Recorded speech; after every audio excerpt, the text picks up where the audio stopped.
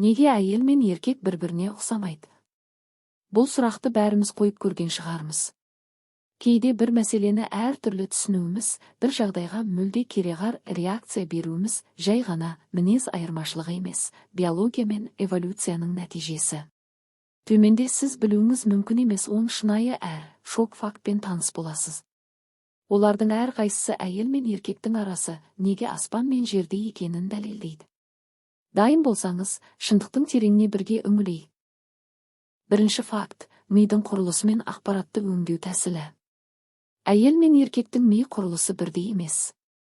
Ғылыми зерттеулер көрсеткендей, әйелдердің миының екі жарты шары арасындағы байланыс күштірек, бұл оларға эмоцияны сөзбен жеткізуді жеңілдетеді.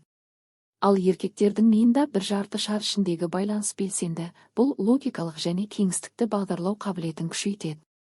Сондықтан еркек пен әйел бір мәселені мүлде бөлек көзқараспен талдайды. Екінші факт, гормондардың әсері. Еркек пен әйел ағзасындағы гормондар түбегейлі өзгеше жұмыс істейді. Әйелдерде эстроген мен прогестерон басым болса, еркектерде тестостерон басым рөл атқарады. Бұл айырмашылық олардың мінез құлқынан бастап ашуға берілетін реакциясына дейін ықпал етеді.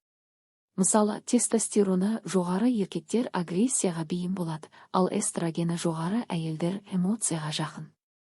Үшінші факт, дене температурасы мен сезгіштік. Әйелдердің қол мен аяқ температурасы еркектерге қарағанда орта есеппен 2 градустан төмен болады. Сол себепті әйелдер суықты тезірек сезінеді. Сонымен қатар олардың терісі жұқа және жүйке ұштары көбірек, сондықтан ауырсынуға деген сезгіштігі жоғары. Бұл табиғи эволюциялық бейімделудің нәтижесі. Төртінші факт, есту қабілеті мен иіс сезу. Әйелдердің иіс пен дыбысқа деген сезгіштігі еркектерге қарағанда анағұрлым жоғары. Олар иістерді жақсы ажыратып, бала жылағанын немесе өзгеше дыбысты жылдам таниды.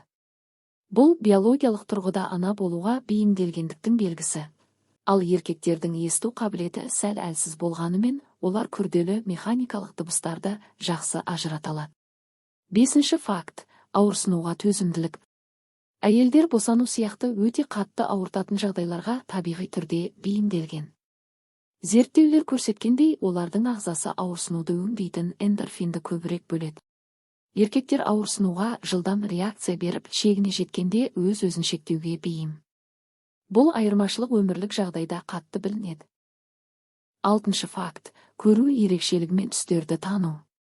Әйелдердің көру қабілеті түсті ажыратуға өте сезімтал.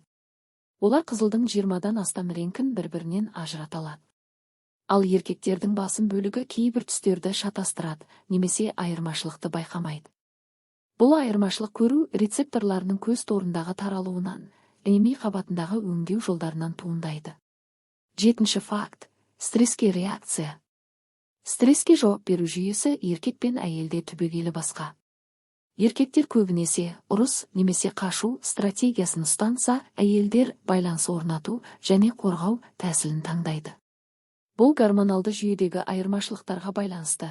Әйелдерде окситоцин көбірек бөлінеді, бұл тыныштық пен қамқорлыққа итермелейді, ал еркектерде адреналин мен тестостерон артады.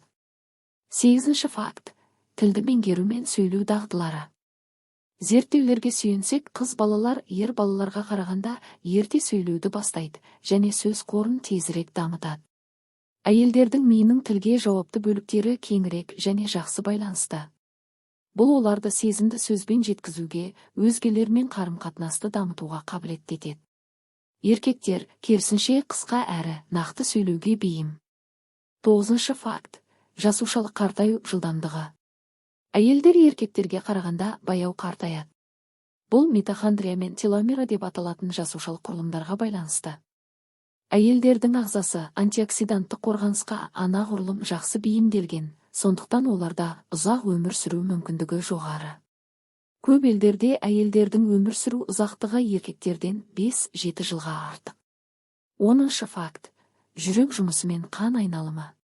Әйелдердің жүрек соғысы еркектерге қарағанда жиі болады, орта есеппен минутына 75 соғу, ал еркектерде 65 соғу.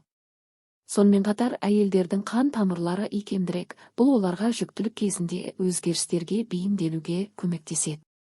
Ал еркектердің жүрегі бұлшық ет тұрғысынан мықтырақ болғанымен, қан қысымы жоғары болуға бейім.